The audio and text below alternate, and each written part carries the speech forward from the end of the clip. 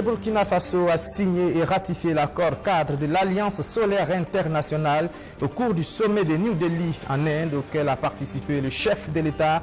Roch-Marc Christian Kaboré est rentré ce matin, vous l'entendrez sur ce sujet dans ce journal. Le commando qui doit piloter le 7e congrès ordinaire du CDP a été installé hier. Le comité d'organisation a pour mission de mener à bien cet important événement du parti prévu les 5 et 6 mai prochains. Et puis, ils sont 3 jeunes Africains, Congolais, Béninois et Burkinabés et ils se sont spécialisés dans la fabrication de meubles à partir de pneus usés de voitures.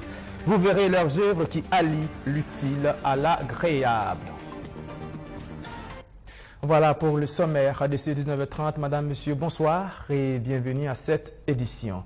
Le chef de l'État est rentré ce matin de New Delhi, dans la capitale indienne. Roch-Marc Christian Kaboré a participé au sommet du lancement de l'Alliance solaire internationale qui s'est ouvert ce dimanche. Une réunion au cours de laquelle le Burkina Faso a signé et ratifié l'accord cadre de cette alliance qui promeut l'utilisation de l'énergie solaire. Il faut aussi retenir qu'en marge de ce sommet, le président du Faso s'est entretenu avec le Premier ministre indien et plusieurs investisseurs intéressés par les opportunités qu'offre le Burkina. Le point de tout cela avec Roméo Koïta.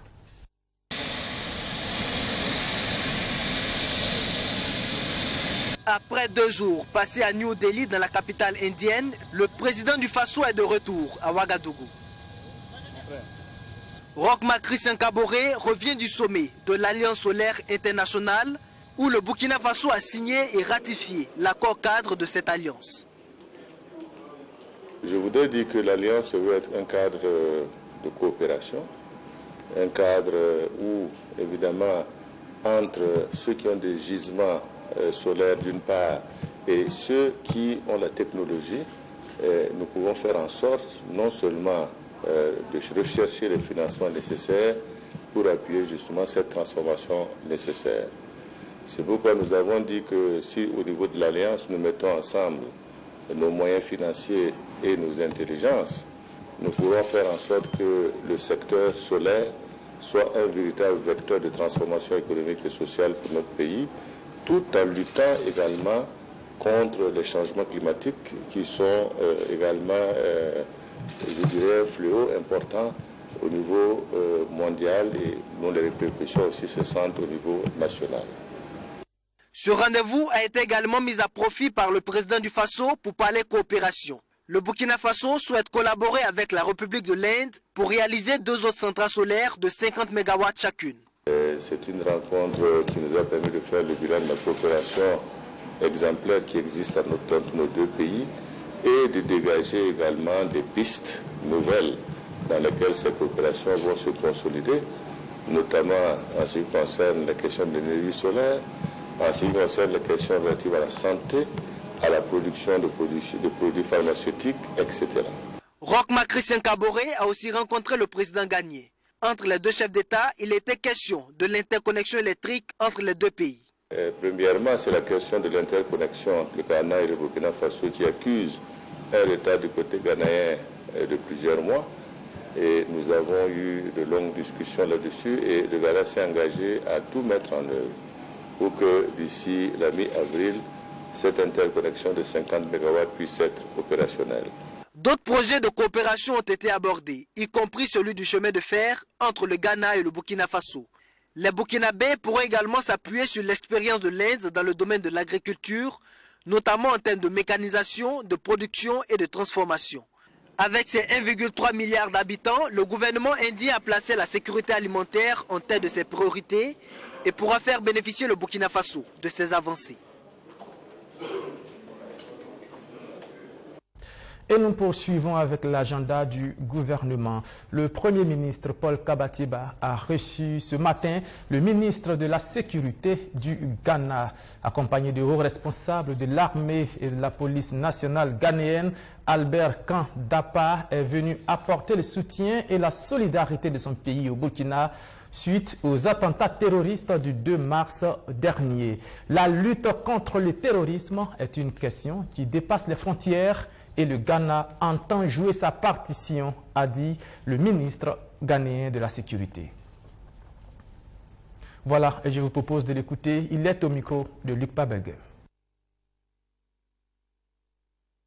And I also have with me the head of our armed forces, the Chief of Defense Staff, le ministre de la Sécurité du Ghana, et dans ma délégation, il y a le chef d'état-major des armées du Ghana qui est venu avec moi, et puis il y a le DG de la police nationale du Ghana qui est en voyage mais qui a délégué son adjoint, qui a délégué son intérim d'être avec moi, qui est là avec moi. Il y a également tous les chefs des agences de la défense et de la sécurité qui sont avec moi. Et puis, si nous sommes là, nous avons été mandatés par le président du Ghana pour venir au Burkina Faso dans le cadre des attaques terroristes récentes qui ont été perpétrées sur Ouagadougou, et pour venir vous témoigner de notre solidarité et de vous montrer que si tout ce qui touche le Burkina Faso et touche le Ghana et également, et de partager la douleur qui a été engendrée par ces terrorismes. And also to assure you of our continued support and our willingness to collaborate with you in the days ahead.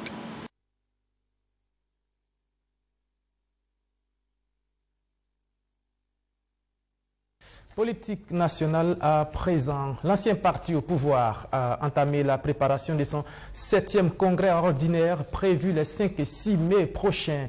Le CDP a procédé hier à l'installation du comité d'organisation de ce congrès. Sa mission est claire, faire de ce rendez-vous important de la vie du parti une réussite. Luc Pabelguem.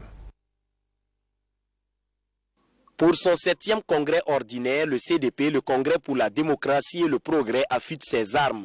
Afin de réussir cet événement important de la vie du parti, les premiers responsables ont installé le comité national d'organisation. Au nom du fondateur Blaise Compaoré, au nom des militants,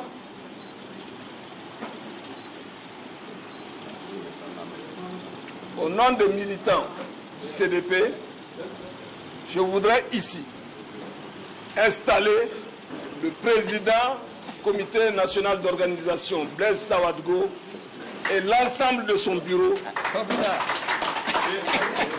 installé pour la préparation dynamique et réussie de ce congrès. Il n'y a pas d'inquiétude. Je vous ai dit qu'au CDP, il n'y a vraiment pas de problème. C'est un parti dynamique, un parti vivant, où la démocratie s'installe fondamentalement. C'est une fierté pour le peuple burkinabé qu'un tel parti, après tant d'années, puisse résoudre ces incompréhensions à ses seins. Nous n'avons aucun doute. Nous voulons rassurer seulement nos militants et les interpeller à travailler pour que le congrès soit un succès. C'est pourquoi nous avons insisté sur la date. Le comité installé, instruction a été donnée aux membres de Satellé pour que tout soit fin prêt pour le rendez-vous des 5 et 6 mai prochains. Le comité plutôt thème, il est structuré de la manière suivante. Bien sûr qu'il y a un président, il y a un vice-président et une vice-présidente. En plus de cela, au sein de ce comité thème, il y a 3 commissions, à savoir la commission vie du parti qui va s'occuper donc de faire le bilan de la vie du parti, et il y a la commission qui doit réfléchir sur le thème du parti et du congrès, pardon, et je crois que ça s'entend que c'est le thème du congrès. Nous avons une 3e commission qui va se pencher sur les textes fondamentaux. Pour ce qui est du comité d'organisation matérielle, nous avons un président et 2 vice-présidents, c'est-à-dire un vice-président et une vice-présidente. Mais le comité d'organisation matérielle est composé de 8 commissions. Le comité national d'organisation du 7e congrès ordinaire du CDP comprend 2 comités, à savoir le comité thème et le comité d'organisation matérielle du congrès. Blaise Sawadogo est donc commis à cette tâche où il sera secondé par un vice-président et une vice-présidente. Plusieurs commissions composent également chaque comité. Les différents rôles ont été bien définis afin que les militants du parti puissent se sentir concernés par ce congrès ordinaire. Voilà une situation qui vient peut-être justifier la décision du ministre de l'Enseignement supérieur de maintenir les forces de police sur les campus universitaires.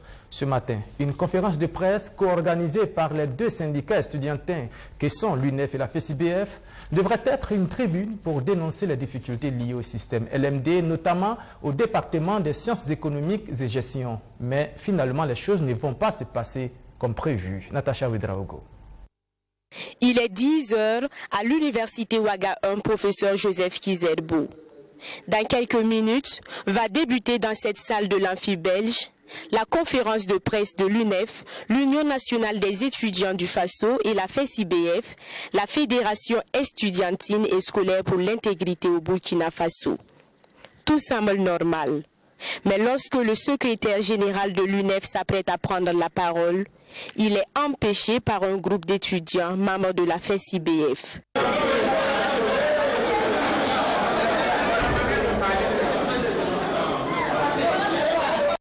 Une situation qui a conduit une demi-heure plus tard le secrétaire national à l'organisation de la FESIBF à s'expliquer avec les agents de la compagnie républicaine de sécurité.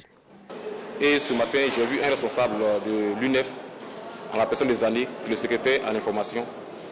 Et je lui ai fait part de la situation et j'ai dit je ne veux pas voir un élément sur le présidium parce qu'ils sont toujours de la FESIBF et le secrétaire général national n'a pas donné un mot sur cela. Parce que nous, on a été avec le président de Ouaga 2, on a causé et il y a les points qui ont été favorables.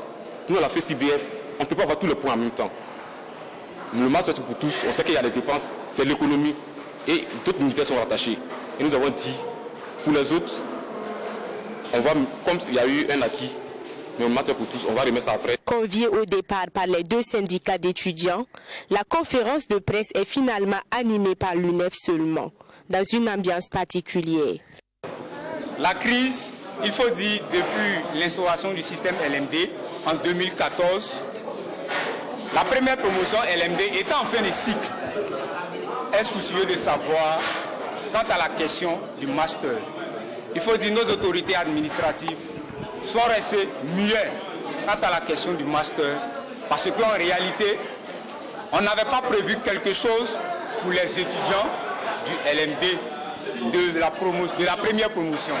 Donc il faut dire, les conditions du master n'étant pas connues, les masters aussi n'étant pas connus des différentes filières telles que MGD, EDD, EASA et GEO. L'UNEF, au vu de toutes ces raisons, lance un mot d'ordre de grève à compter du mercredi 14 mars 2018. Et cette grève sera ponctuée d'un sitting demain à l'UFSN. Mais l'inquiétude que nos autorités administratives ont, c'est le souci de fêter les 40 ans de l'UFSN. Nous, on se leurre face à nos autorités qu'ils veulent plus festoyer que de se pencher plus sur la question de la formation des étudiants. On veut plutôt festoyer. L'Union nationale des étudiants du FASO invite tous les étudiants à une forte mobilisation. Elle entend continuer la lutte si elle n'obtient pas gain de cause. C'était après-demain, jeudi 15 mars, que devrait avoir lieu la marche de la coalition des associations pour la défense du droit au logement. Elle est finalement reportée au 5 avril prochain en raison des attaques terroristes du 2 mars dernier. La coalition l'a annoncé aujourd'hui en conférence de presse. Conférence de presse au cours de laquelle les défenseurs du droit au logement ont condamné les affrontements qui ont eu lieu à Kouba ce week-end sur fond des litiges autour des parcelles. La CADEL demande que la lumière soit faite sur cette affaire. Rémi Lambert-Nébier. Que lumière soit faite et justice rendue, ce sont les exigences de la coalition des associations pour la défense du droit au logement sur l'affrontement à Cuba le 9 mars dernier et qui a occasionné des blessés et des dégâts matériels. Quant aux faits qui ont prévalu à cet incident, le président de l'association des populations de cette zone non lotie de la commune de Koubri raconte sa version des faits. Puisque c'est un zone non loti. Donc, compte tenu de ça, il y a eu des immobiliers qui sont en train de, comment dirais-je, faire des travaux autour de notre non-loti. Donc on a essayé de saisir les autorités qui sont chargées de ça. Bon, ils nous ont fait savoir qu'ils ne sont pas au courant de tout ce qui se passe au niveau de Cuba, parce qu'ils n'ont pas signé aucun document pour donner l'autorisation que des immobiliers pour venir travailler à Cuba. Donc c'est ce qui fait que nous avons dit ici, c'était le vendredi. On va essayer de dire aux gens sur ces immobiliers d'arrêter le travail qu'ils sont en train de faire, puisque bon, les autorités disent qu'ils ne sont pas au courant du travail qui se passe. Donc c'est à travers ça maintenant que on n'a pas pu arriver au lieu du site. Et le préfet nous a reçus, il nous a fait comprendre que non. De tourner, on va essayer de voir les structures immobilières et on va s'asseoir pour trouver une solution. C'est à travers ça qu'on retourne maintenant à notre base et que bon, voilà, on a été agressé avec des missiles, on ne sait pas où ils sont sortis. Voilà, c'est ça. Sur l'identité des commanditaires de ces actes de violence, la coalition dit attendre le verdict des enquêtes judiciaires avant de se prononcer. Elle annonce aussi le report de sa marche sur le ministère de l'Habitat et de l'Urbanisme, initialement prévu pour le jeudi 15 mars. En effet, après l'épreuve tragique que notre peuple a subie le vendredi 2 mars 2018, il nous a semblé nécessaire de reporter notre activité afin de se donner du temps pour essuyer nos larmes et panser nos blessures. Ainsi, la marche meeting qu'organise la CADDL, soutenue par les CDIP, le MBDASP, les CCVC de la ville de Ouagadougou et bien d'autres structures est reportée au jeudi 5 avril 2018 à partir de 8 h à la Bourse du Travail de Ouagadougou pour marcher en direction du ministère de l'Habitat et de l'Urbanisme. C'est avec regret que nous constatons des actes tendant à intimider les populations ou les prendre à hauteur de 50 000 francs afin de les empêcher de se mobiliser massivement pour la marche que nous projetons sur le ministère de l'Habitat et de l'Urbanisme. La coalition des associations pour la défense du droit au logement revendique entre autres une proposition claire du mode de rétribution des parcelles illégalement acquises aux populations, l'arrêt des actions des sociétés immobilières et la construction par l'État de logements sociaux à prix abordable au profit des populations des zones non loties. Définir une stratégie nationale de la mobilité urbaine, voilà le sujet au centre d'un atelier qui a débuté ce 13 mars. Il est organisé par le ministère du Transport qui s'inquiète des problèmes de circulation de plus en plus prononcés, notamment dans les deux grandes villes que sont Ouagadougou et Bobo-Dioulasso. Madina Sinou.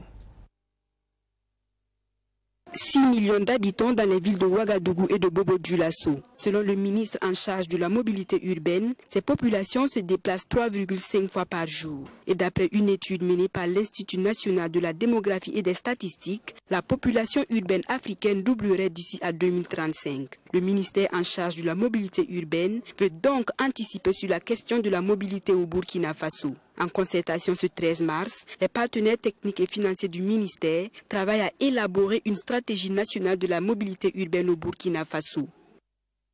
Et à Ouagadougou, vous comprenez que la question de la mobilité est une question essentielle. Il y a eu beaucoup de réflexions, d'abord au niveau de la Banque mondiale, mais au niveau des autorités municipales et au niveau du gouvernement également. Et la création du ministère des Transports, de la Mobilité et de la Sécurité est un signal que le président du Faso veut donner pour dire que le gouvernement va prendre en charge cette question liée aux transports urbains et aux questions de la mobilité. Parce que si elle est traitée, elle va créer des villes qui produisent des richesses. Elle va permettre donc que les Burkinabés puissent vivre dans des villes saines, dans des villes où il n'y a pas de pollution. La Banque mondiale, dans ses missions quotidiennes, accompagne ses différents pays membres dans leurs préoccupations en matière de développement. À cet atelier d'envergure nationale, l'institution est présente. En ce qui concerne cet atelier qui porte sur la mobilité urbaine, c'est également une préoccupation pour la Banque mondiale parce que nous savons que la mobilité urbaine est un agent important pour le développement économique. Et qui dit développement économique dit certainement lutte contre la pauvreté. Et donc, si nous voulons aider le pays à accroître sa capacité de lutter contre la pauvreté, il faut qu'on soit aux côtés du pays quand il a besoin de nous, notamment pour ces transports urbains-là. Nous devons aider le pays à avoir une planification, une vision et également les aider avec les expériences internationales que nous avons la chance de connaître. Gouvernance et financement de la mobilité urbaine, c'est le thème du présent atelier qui va durer 2 jours. Le maire de la ville de Ouagadougou attend impatiemment les conclusions de cet atelier. Des conclusions qui devraient lui permettre d'améliorer la question de la mobilité urbaine à Ouagadougou. Des chaises, des fauteuils, des tables, des étagères et même des tableaux muraux, tous fabriqués à l'aide de pneus usés de voitures. Voilà ce que réalisent 3 jeunes de nationalité béninoise, congolaise et burkinabé. C'est comme ça qu'ils se sont lancés dans l'entrepreneuriat. Je vous propose d'aller les retrouver dans leur atelier au quartier Paglaïri de l'arrondissement 12. Samandoulgou Samira Alfred Itioye. Comme un coup d'art plastique, tout commence par le dessin, mais à la fin, il y a ces chefs-d'œuvre.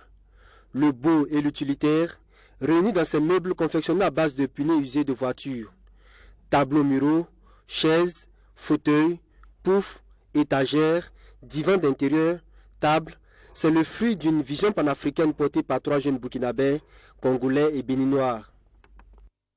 Quand on a eu l'idée, on s'est dit il faut le travailler. On a fait des fouilles sur le net, voir un peu en Afrique ceux qui l'ont déjà fait, se renseigner et puis voir aussi l'intérêt que ça peut nous apporter. Qu'est-ce que ça nous apporte, qu'est-ce que ça apporte à la société, de pouvoir quand même travailler avec ce matériel qui déjà généralement après usage ne sert pratiquement plus. Au contraire, est la source de beaucoup de maladies, la source de beaucoup de maux dont je ne peux même pas tout citer ici. Donc on a essayé de voir le service qu'on peut rendre en fait à la nation, à la population, à la société et surtout à l'écologie. 3 jeunes bourrés de créativité, de véritables designers mais aussi de gros travailleurs. La production de ces objets demande beaucoup d'énergie, de temps et de passion. Pour le moment, il n'est pas stable. Donc, mais la solidité y est. Souvent, il y a des odeurs, comme c'est appelé à être un peu partout, dans les salons, dans les restaurants. Voilà, il faut que ça soit propre, quoi. Donc, je dois m'assurer en tout cas que le pneu est vraiment propre pour ne pas qu'après ça dégage des odeurs. Là, je suis en train de découper le bois pour pouvoir faire des poufs.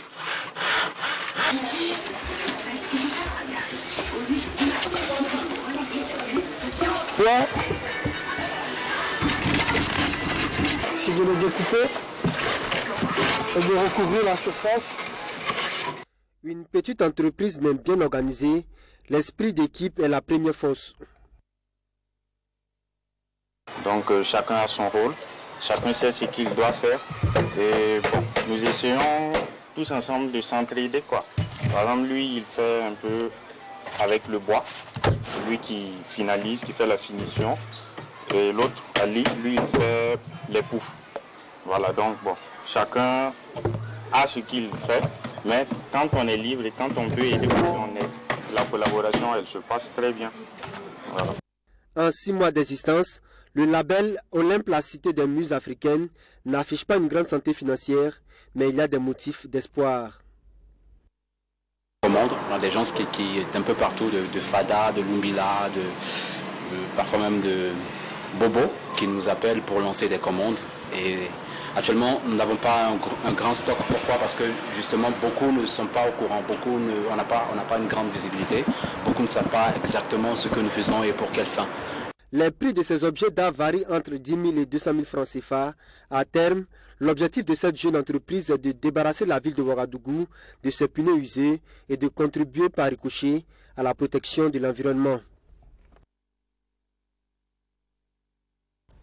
Et nous terminons ce journal par cette visite royale. Le chef de Sahaba s'est déplacé avec une forte délégation jusqu'à Tenkodogo, où il a été reçu par le Gimpale Dima de Zungra Tenga, le roi de Tenkodogo. Entre respect strict du protocole coutumier et échange d'amitié, Romeo Koeta vous plonge dans ses voyages riches en enseignements. C'est la toute première fois dans l'histoire de la royauté Mouaga que le chef de Sahaba rend visite à celui de Tenkodogo. Pour un tel événement, il y a forcément de la poudre en l'air. Venus en grand nombre, les visiteurs savent qu'ils sont en territoire étranger. Il faut donc respecter le protocole avant d'avoir accès au légendaire palais royal. À l'intérieur, attend déjà le Gimpale Dima de Zungra Tenga, roi de Tenkodogo.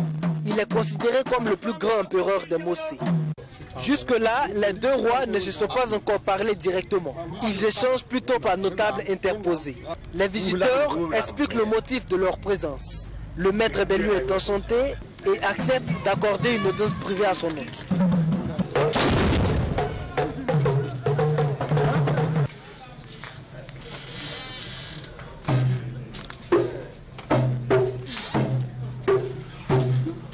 Après l'entrevue à huis clos, c'est la fin du cérémonial d'accueil. Et les deux rois peuvent fièrement poser ensemble avant de retourner au palais royal. Je vous signale que Sahaba, c'est un sous-quartier ou un sous-village de Tenkodogo. Bon, le chef de Sahaba, comme on le dit, c'est mon petit-fils. Donc, c'est une visite de courtoisie, de politesse, de gaieté et de satisfaction. Une visite de courtoisie qui vise surtout à renforcer les liens d'amitié entre les deux cours royales.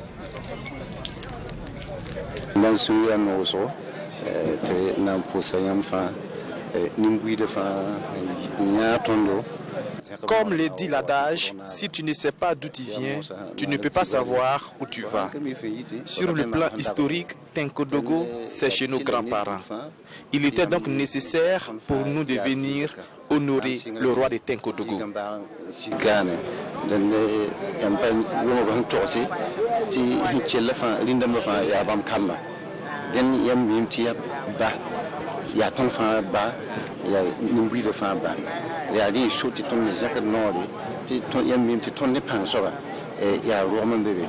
C'est donc un retour aux sources pour le souverain de Sahaba qui repart satisfait de cette rencontre historique. Le royaume de Tenkodogo est la royauté la plus ancienne de l'Empire Mossi. Selon l'histoire, son existence date des années 1900. Voilà, c'est la fin de ce journal. Merci de l'avoir suivi tout à l'heure. Ça sera le Kibaï Wakato, le journal Amoré. Et puis demain 13h, vous aurez rendez-vous avec Abdourazak Traoré pour l'édition de la mi-journée. Moi, je vous retrouve à 19h30 ici même pour l'édition du soir. Merci de votre fidélité.